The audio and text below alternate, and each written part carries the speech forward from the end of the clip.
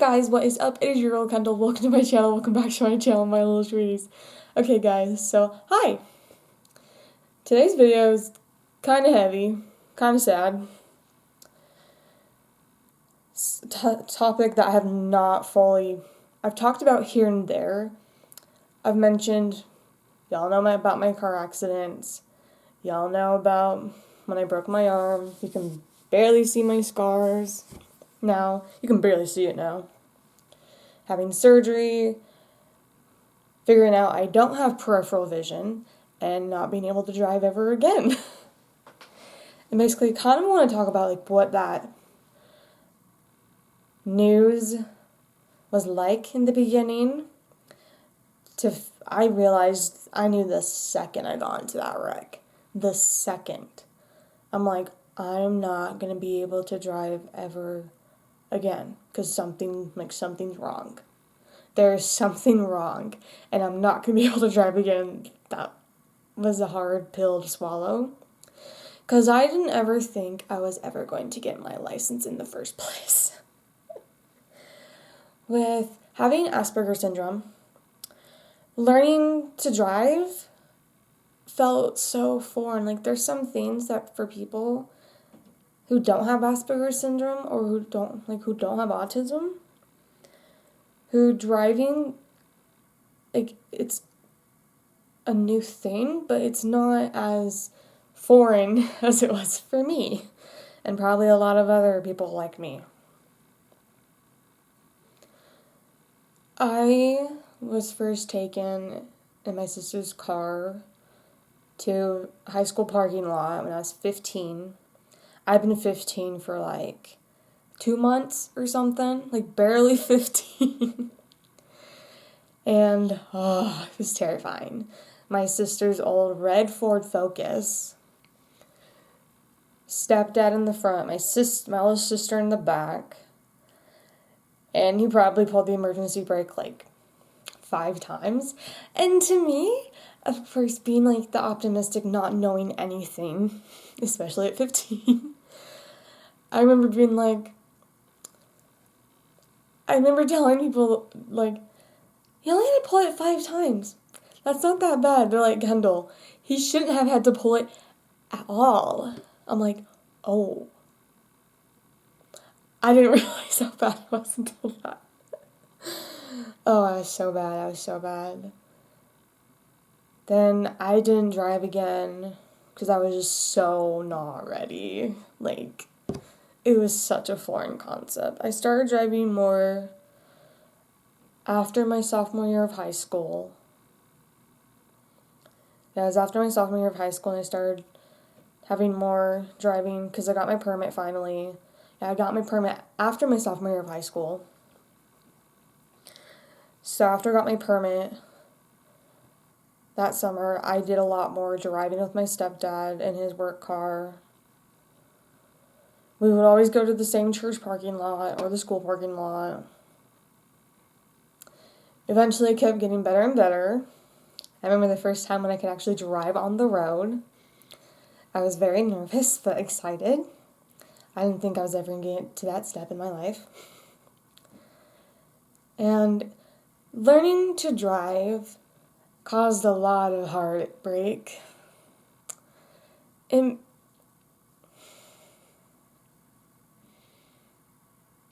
It was probably the hardest thing I've ever had to learn, I've ever done. It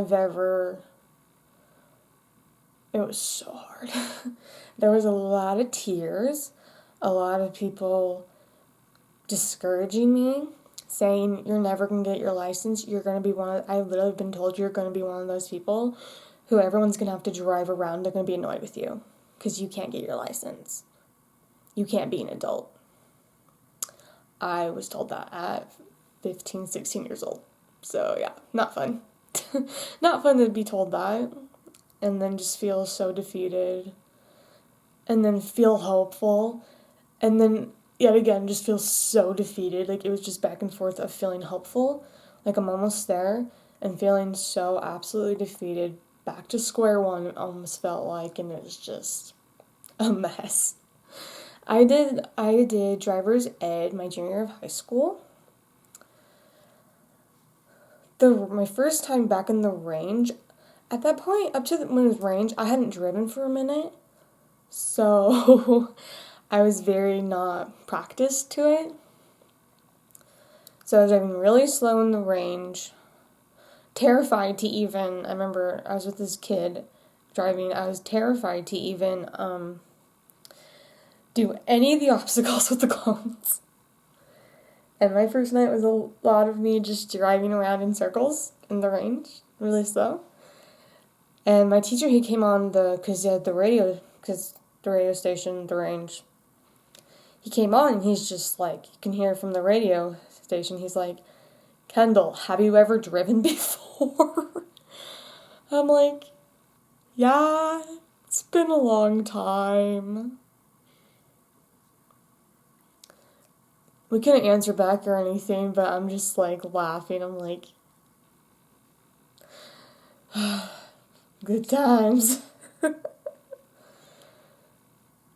And so I was getting better at range. My second time, first time was like hell. To get this completed was hell. I think it was like my second or third night. I'd gotten better at doing the obstacles. I was getting somewhere. It was like my second round of, no, this was my first round of doing it. Yeah. So I would have to do it probably like, it was like 3 or 4 nights in a row. Or like when I did it was like during the day after school, because you had to get your range hours in. And you had to complete it to even be considered for having a license and stuff. And man, my third night, I can't remember if it was my second or third, I feel like it was my third night. It was my third night. I was with a bunch of really nice sophomore kids. I remember there was like 4 of us in the car, like 4 or 5 of us in the car, because you were in groups in your cars and you switched off who was driving. And I remember just vibing with the sophomore kids. Like, they were really nice. And it was really dark. Not really any lights in this parking lot. So I was doing what's it called?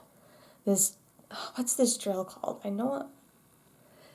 So basically, I'm going like this. The cones are set up. I have to go like this and go like this. Pull forward without hitting the cones. So it was pitch black. And over in this area, there wasn't any lights. Hardly any lighting. And so when I was going back, I was okay like this, but when I got to this point, when I was going back, someone thought it was a good idea to park one of the range cars that's black, all black, behind the cones, like right where the drill happens, like behind the cones at this point. And so what do you think happened? Very slowly. And then we just feel this. I hit the range car. So if anything happens in range, you are kicked off, you are sent home. You have to wait like 2 or 3 months to be able to do it again. It was like, I'm pretty sure it was like 3 months I had to do it again. I couldn't do it for like 2.5 months again, when the next round of doing range was. I was mortified. I wasn't bawling. When it happened, I was just like, I'm sorry. I just felt really scared. Because I'm like, what's gonna happen? I had no idea what in the world was gonna happen with that. I don't know how that insurance works for them. I don't know if they're gonna be like calling my mom up. Like, having to pay something, I have no idea. So, yeah. So it was probably like a half hour. It was freezing cold. It was like October. It was like November, before it snowed. Freezing. I mean freezing. Yeah, it was like 3 months that I got to do it again. Because when I went back, it was like after winter. Like it was like not so snowy anymore. There wasn't snow anymore when I went back. It was freezing cold. I had like this like small gray jacket on. I remember what I was wearing. What the hell? My hair was up into pigtails, my short hair, because I was running cross country, and that's just how I wore my hair all the time, most of the time, junior year. This really cute green shirt, these white jeans, cute button-up green shirt, that had like these gold, Peter Pan collar, that had like these gold gems on it. Really white, really cute white skinny jeans, and my brown boots. With my gray jacket, so it's freezing. My gray logo jacket, it's freezing. It is absolutely freezing. So it was awkward just going up being in. So it wasn't my range teacher. It was one of the other range teachers, but he was still one of the football coaches. Yeah, he was a football coach at the school. And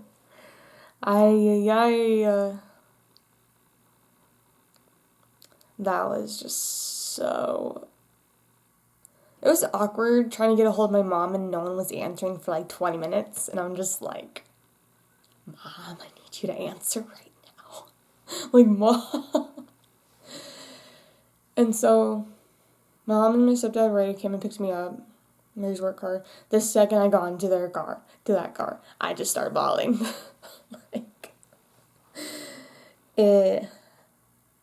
I just felt like a failure. I just felt like the day after, I could laugh about it, because it's something that would happen to me. That's my luck. That is literally something that would happen to me. That would happen to me. And I was just like, are we serious right now, buddy? So it was like the next day, I go to school, and I'm like, guess what I did? They're like, what'd you do? To my friends. I'm like, I hit a car. Like, my first car accident was in range. They're like, what? Like, I wasn't being stupid or anything. But someone decided it was a good idea to put the car there. I don't know who in the hell thought that was a good idea. No. When you are barely learning how to park, basically, the H drill, that's what it's called, the H drill. So you ought to like go forward, back, this way, or back, forward, whatever you ought to do. It's basically what you have to do when you're parking a trailer. And so the H drill, fuck the H drill.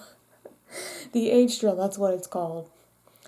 And so it was like 2.5 months after that, so the semester was over for my driver's ed, but I could go back and whatever and do it. So I did I barely passed it. By the end of all of this trauma, I was able to do the H drill, able to do the figure 8 forward and backwards. I was able to parallel park, like just a lot of things. Like it's intense how much I had to learn in that.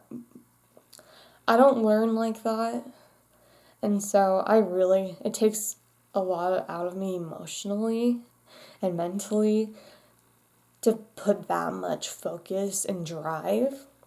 There's always drive in everything I do, but it was just, this is a kind of different thing. And so, yeah. Everyone heard about it, obviously, because, yeah, Coach Hall, that was the guy who was the range that night. Oh, man. Fun times. Because the next morning in my computer tech class, he came in with something for me to sign, and I guess talked with my mom on the, I don't know, like, what my mom said, like, what. I just know they talked to my mom on the phone. I know that much. And that was the last I heard about that. To my knowledge, I don't know what happened. My mom never had to pay anything. I do not know. I really don't know in that sense, because I really don't know. I don't think so. Maybe she didn't say anything because she already knew I was like, I'm a failure and I just can't deal. And so it was February, like end of February, March. So that was November, then it was end of February, March, when I got to do it again, when I finally passed it. Did all the crazy stuff. Then I started doing, what's it called? There's range. I can't remember what it's called when you are one-on-one. So it's you, your teacher. So basically, you're in the student driving car, and you're driving on the road with your teacher, with the instructor, and another student or two students in the back. However, 2 or 3 of us there. And so I was pretty good at driving the road at that point because I practiced with my stepdad a lot. So that was fine. It was traumatizing, my first run, getting my license.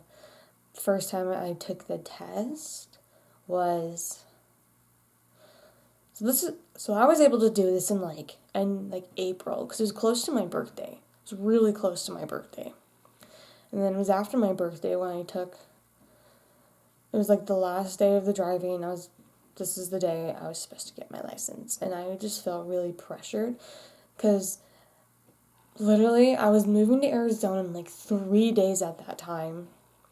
I just was so convinced I needed to get my license. It's now or never. I just wanted to prove everyone wrong so bad. And I'm like, I want to drive in Arizona. I want to do this. I want to be able to have a car there. I want to be able. And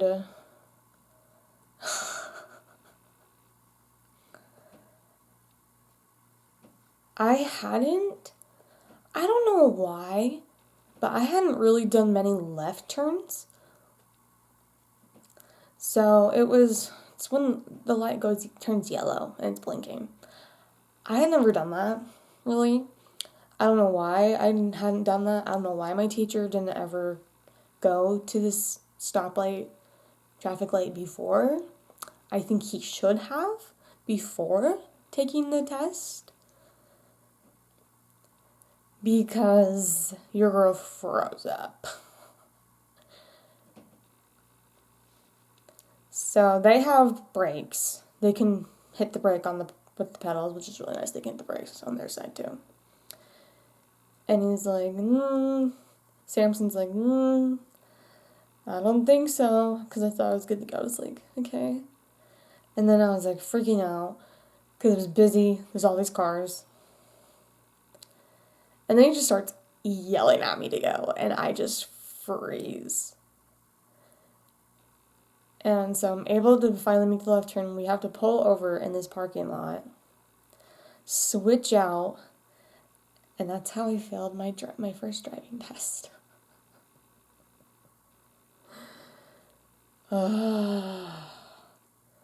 I was just mortified. I felt like a fucking failure. I thought I was going to get it. I really thought I was ready. I really thought I was going to get it. And not getting it was hard and really sad. And then Samson, my driver's ed teacher, he did say something, we did have a good little talk after we pulled back to the school. Because really early in the morning, before school started.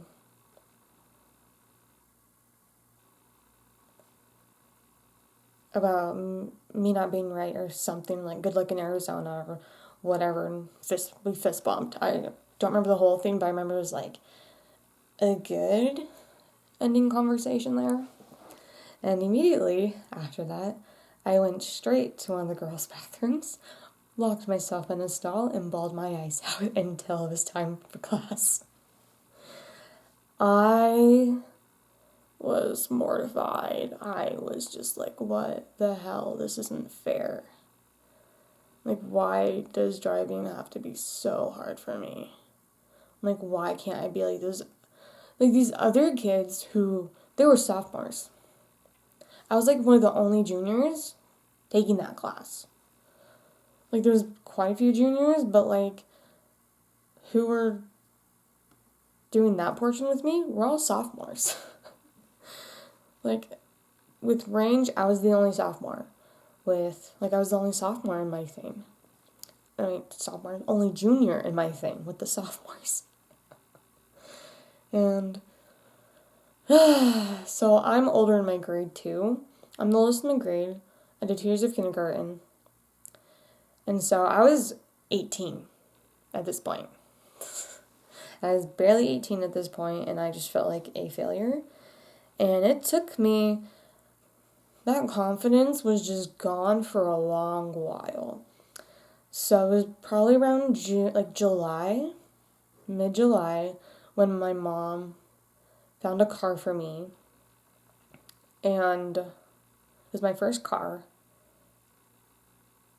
Honda Accord, black Honda Accord, like black grayish color, was really cute. And it was a Sunday. I had woken up from my nap and my mom had texted me, look out the window. Or come down here. It was something like that. I looked out, because we've been talking about getting me a car. We've been trying to find me a car, but I didn't know my mom found one. So I woke up to a surprise car. My first car. I woke up after my nap, so that was a good time. That was a good time. I was really in shock. My mom just hands me keys, and I'm like, no. Then we try to go driving. My confidence was just shut down. It took me a while to get my confidence back after that whole first testing happening. And backing out of our driveway, this car I haven't driven. So how Arizona was, so that's the driveway, road, and then there's the grass. So you don't have grass lawns. So I lived in a community called Eastmark in East Mesa, Arizona. And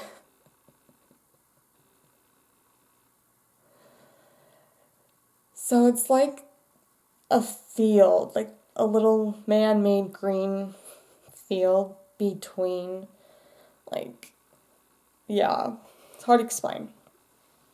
That's the best I can do. And so I backed out. I was 10 hours out and backed out forever. I backed out, went a little too fast, was kind of just, and then I just started bawling. I'm a failure, I'm never going to be able to do this. What is wrong with me? It's like, after what happened before I moved to Arizona, this wrecked me. So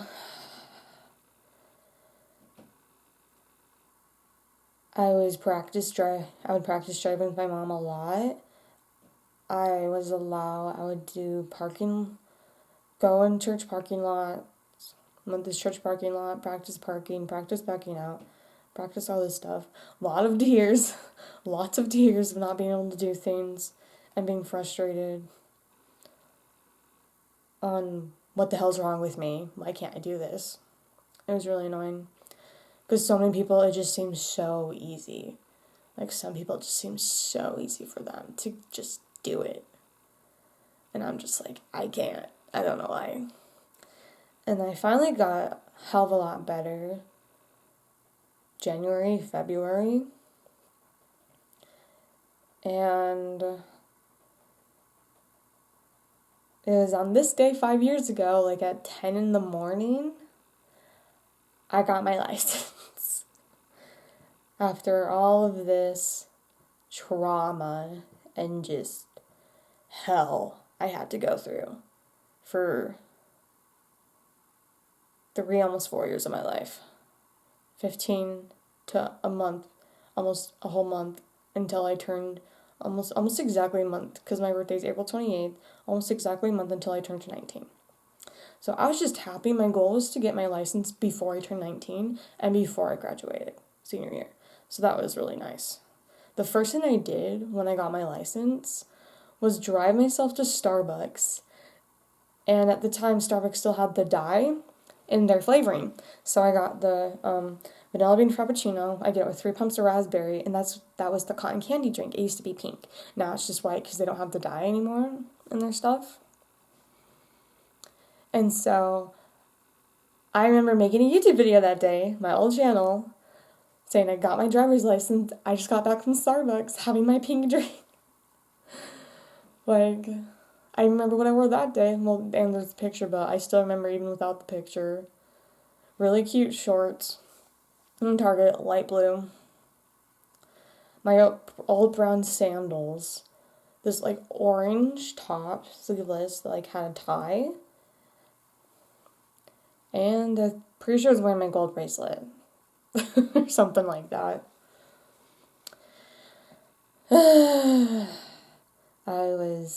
There are no words to explain how happy I was that day.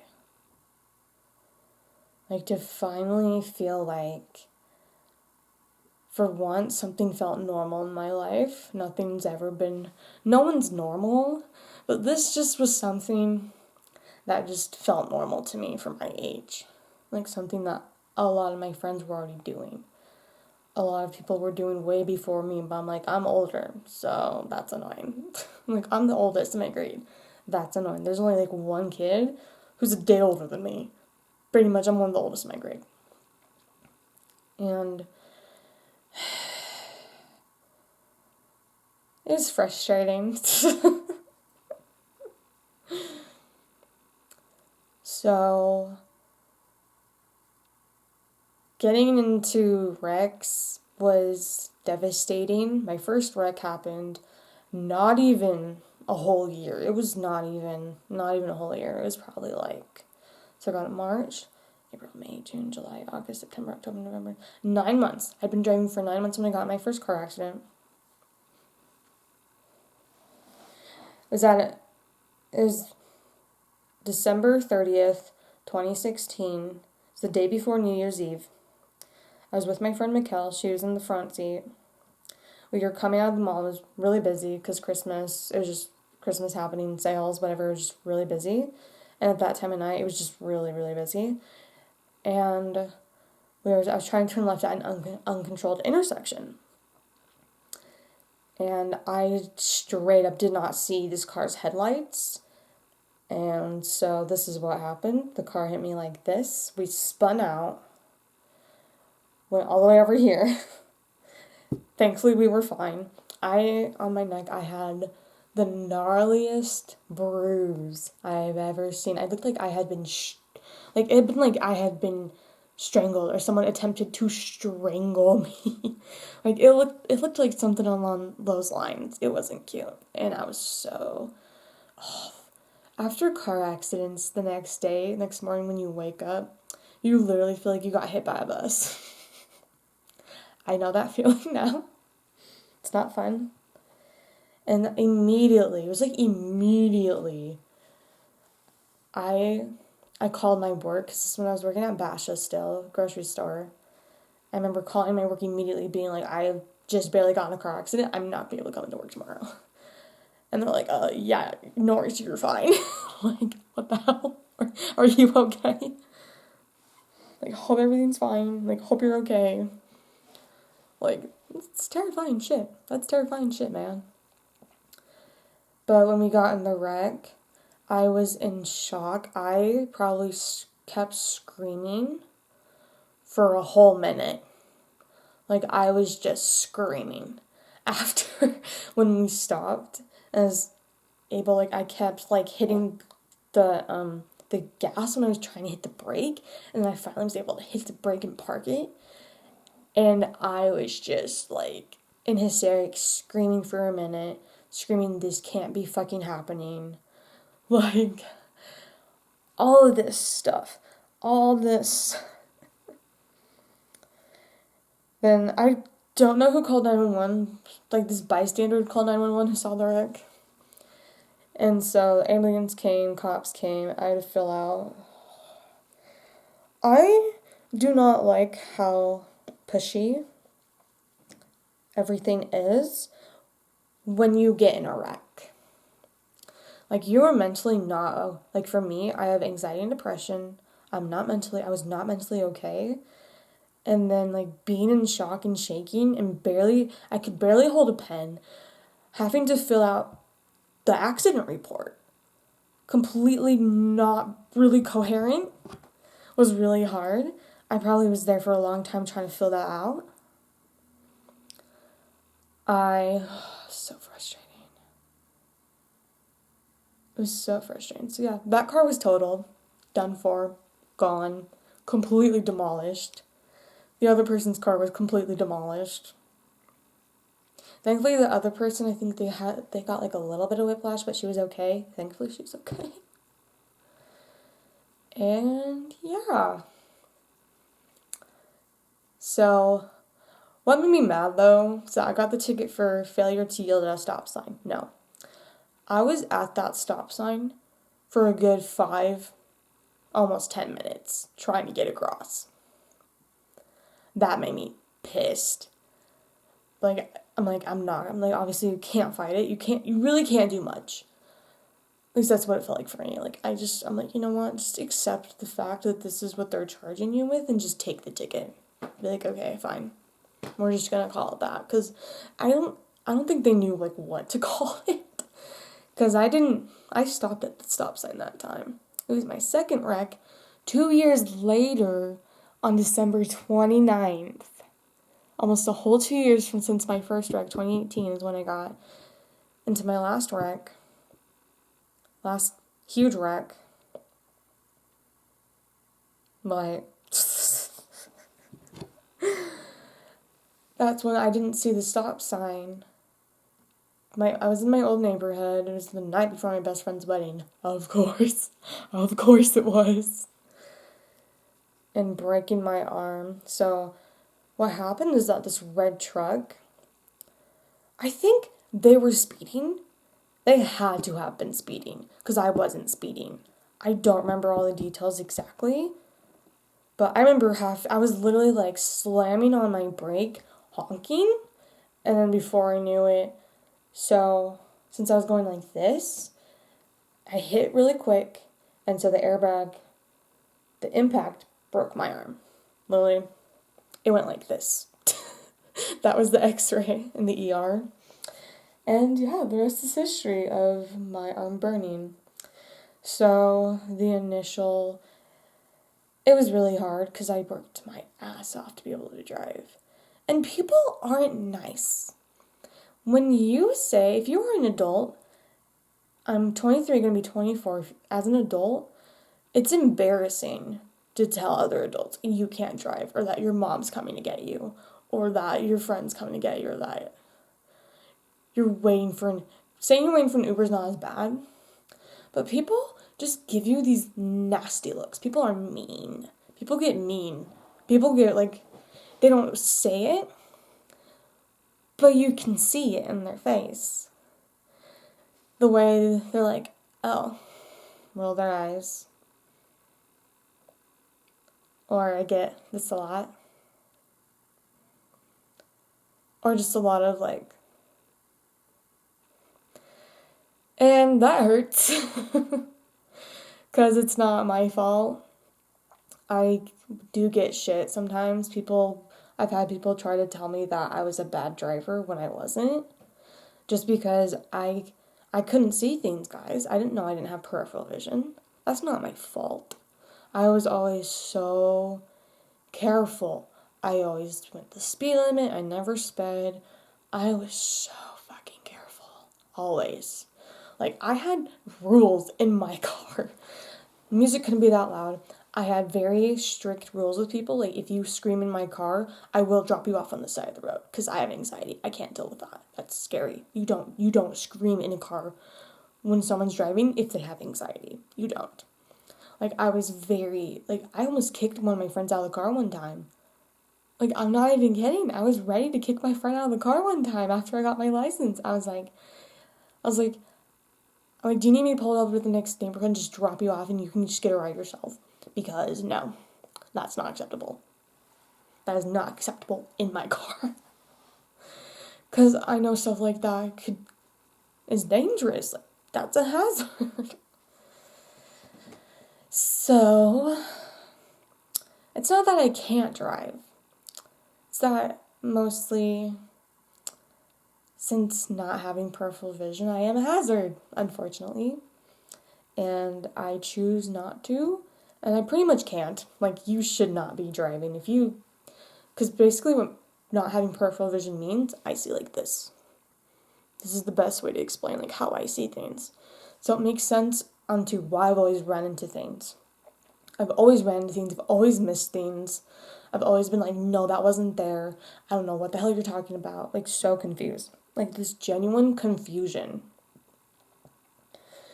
You can tell I don't know what the hell happened in any of the wrecks that happened, really, because how confused I was scary. Like, genuine confusion. Like, I guess people know, like, when you get pulled over, you know, like, oh, you know, if you're speeding, you know that you were speeding, you shouldn't have done that, you know you were texting on your phone. No, like, I never touched my phone. I never took calls on my phone in the car, ever.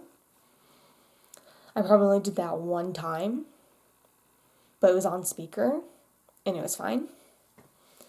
Like, yeah, I only did that, like, once or twice with one of my good friends at the time. I would literally text my friend I was on the way to her house, I'm like, okay, if I don't answer my phone, it's because I'm driving. So hopefully everything goes fine. I'm like, if you do get a call, it means an accident. It means something, there's an emergency, something has happened, I've been in a wreck, whatever. That's what that means. Basically, if you do get a call when I'm supposed to be on the way to your house. Like, that's what that kind of, like, how I indicated that for my friends in Arizona. And, yeah.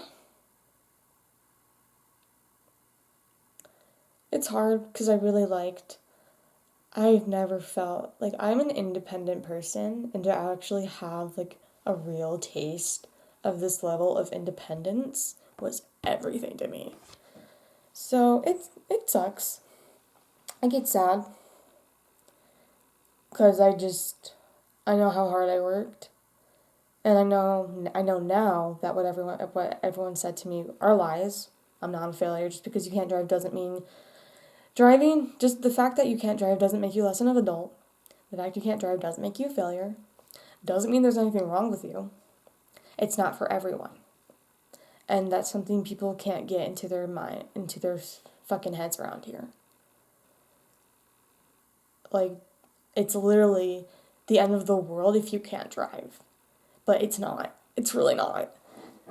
Because before I drove, when I was 16, I would walk everywhere. Now I walk a lot of places. I walk to work every morning pretty much. Sometimes I walk home from work. Or my mom will drive me there and I'll walk home. I'll walk. Because where I work, the district area, there's all these little stores, little restaurants. I'll go to Target, Hobby Lobby, Ross, whatever, like, all is right there. Movie theaters over there. So several times I've been to so many movies by myself. Even when I was driving, I went to so many movies by myself. And I still did that, and I'll be able to do that after COVID, whenever this business is over.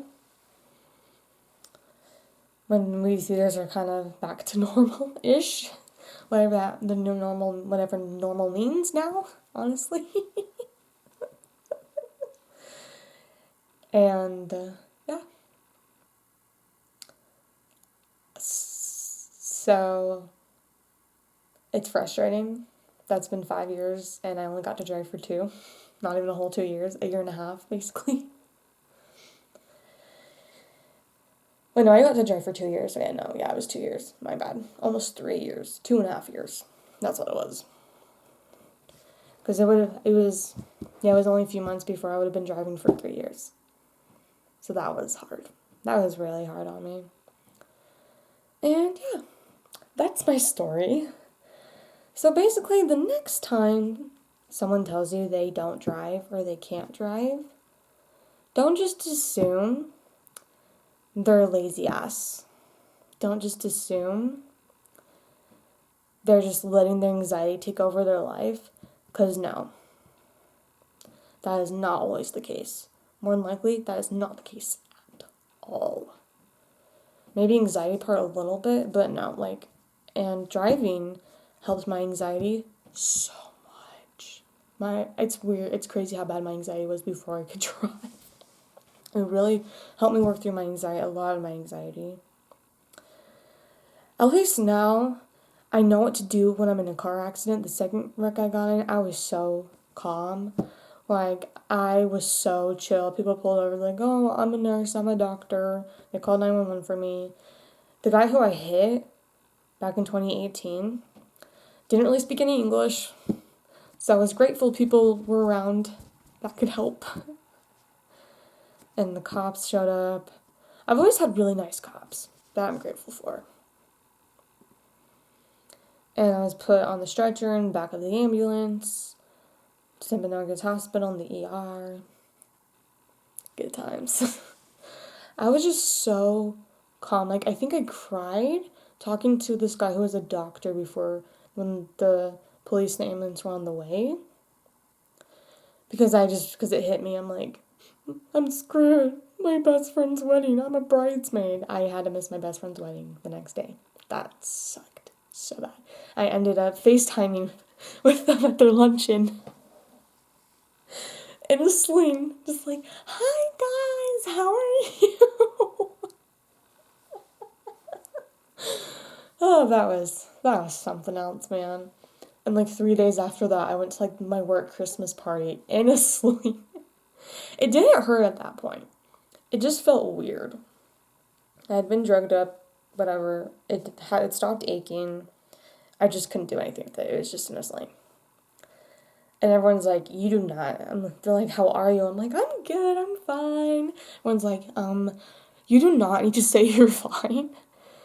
Because I have to take things, I always take things in a very positive way. I have to. I feel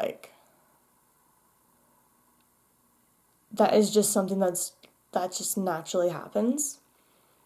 I'm just but it's something I had to take one day at a time, and something I still take one day at a time. All at once, I could not comprehend. Can't drive ever again. It took every day, a little bit of talking, a little bit of this. It's frustrating when I had my mom or my sister be you're never going to be able to drive again. I'm I know that. I knew that I remember saying, I knew that the second I was in that wreck. Something's not right. You know something's wrong. If the same thing happens again, freak accident, and you don't know what the fuck just happened, something's wrong. Something's wrong. Doesn't mean there's anything wrong with me, but something's not right.